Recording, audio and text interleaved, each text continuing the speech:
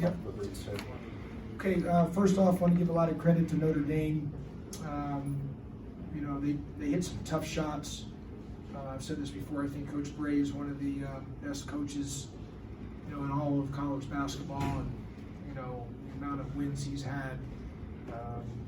He's one of the very best and one of the best coaches in the entire game, and they're a good team, Notre Dame. I mean, the reality is they've lost some games in conference that they probably should have won. They've had late leads against Louisville, late leads against Boston College, NC State. So I knew this was a good team, and couldn't tell based on their conference record. I knew they were better than that. So they hit some tough shots. I thought both teams played well offensively the second half, and it just came down to whoever was going to hit tougher shots towards the end, and they hit some tough shots. The one time we went zone, they hit a 3 on us. But look, we shot 68% from the field the second half, and they shot 53% the second half. The difference was the offensive rebounding. They had 5 more offensive boards, and they have 5 less turnovers. That created 7 more shots for them, and that's the game right there. Nothing else matters. That's the basketball game, and that's the deal.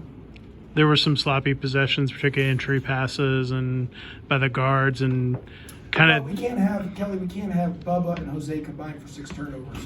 Now Jose had 9 assists, but he and Bubba Parham, you can't have 6 turnovers at this level as guard play, and it's all about guard play. And if those guys have 6 turnovers between those two, that makes it really hard. Bubba had those 2 turnovers in the first half. He jumped in the air. The other one, he had the post entry pass. Jose had one or two the first half, but he had a crucial one there late in the second half. But that happens. He had a great look at a 3, Jose, that was top of the key that he usually makes. And I thought Michael DeVoe played well offensively, but the reason he played well offensively was because he played well defensively the last 30 minutes of the game. He did a good job defensively. He also had 9 rebounds, and that translated into him being better offensively. Twice we went underneath screens, once by Jose, once by Usher in the second half. That cost us 6 points. The biggest stretch was we were up 49-43. We were right there, and we were up 6, and Jose went underneath on Goodwin, who buried a 3.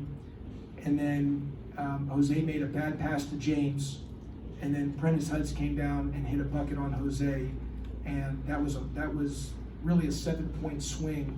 And this isn't anything about Jose, it's just that segment right there, because I wouldn't trade Jose for anybody in the country. I mean, he's our guy. But that segment right there allowed them when we were maybe ready to pull away, that allowed them to hang around, and you got to give Notre Dame credit on that. How big was that putback by Hub down the stretch there? That was huge, and we didn't do a good job on the glass. And I got to watch the tape. It's hard in real time who wasn't there on the rebound and who was watching and not sticking their nose in the rebound. But that'd be something that I'll have to watch on the tape. Recently, you guys have been the more physically dominant team in the last stretch of games. How did you think about the physicality tonight that they showed? I think, we had 48 points in the paint, so we had plus 16 on the paint. What I didn't like was we didn't impose our will on the glass. Jordan Usher, no offensive rebounds. Moses Wright, 1, and James 2. Out of those 3 guys, the minutes they played, that's a total of 3 offensive rebounds. And between those 3, they only got 11 defensive rebounds, just not enough. And those guys, they've got to be all about motor, and motor's all about what you do on the offensive and defensive glass.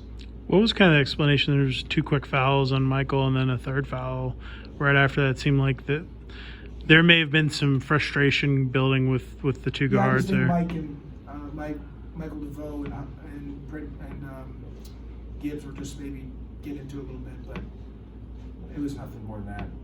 And you got to give Prentice Hub a lot of credit, and he's gotten a lot better from last year to this year. He's really improved, and you got to give Notre Dame's coaching staff a lot of credit on that.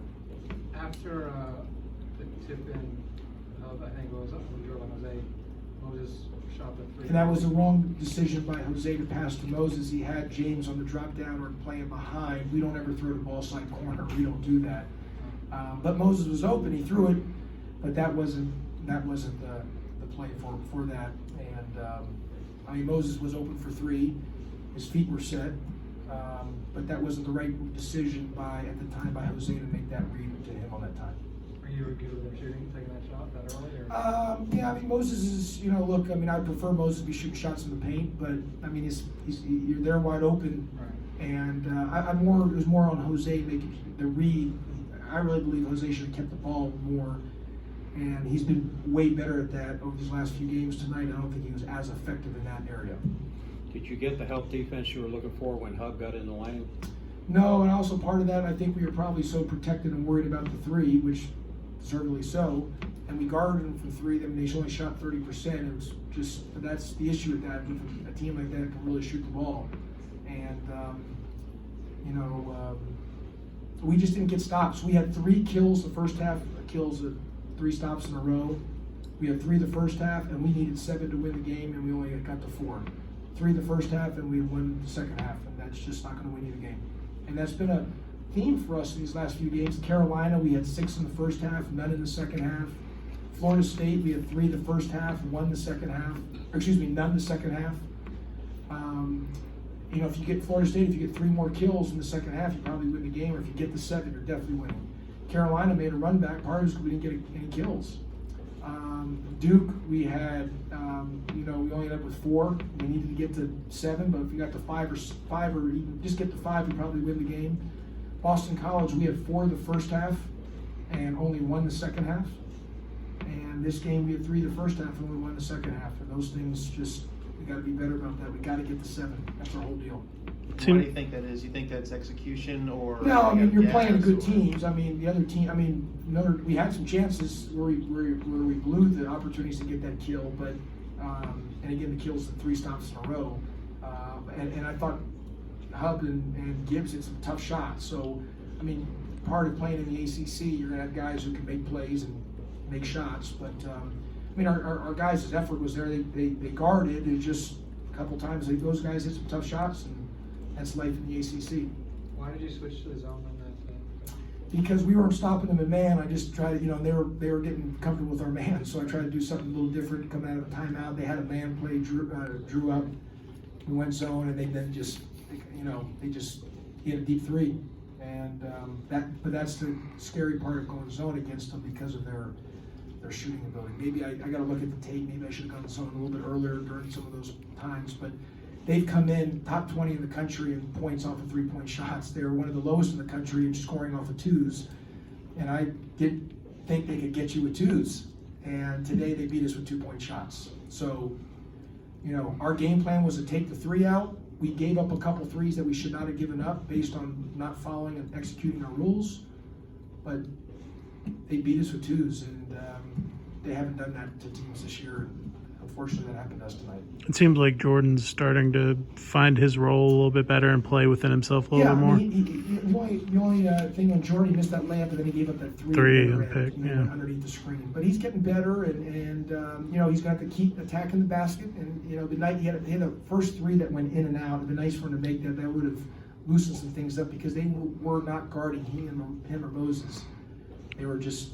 And that's not been the only team that's done that. Most teams sit on the block on those 2 guys, and that's where the discipline of Jose making sure the right read, because that's where we've got to find back doors and other opportunities of that, because obviously teams aren't guarding those 2 guys on the perimeter, but we've got to have some space on the floor. Is that why you're going more 3 guards, because he's not hitting those 3s and spreading the court? Just to have another shooter on the floor, just to have another guy to be able to have to guard.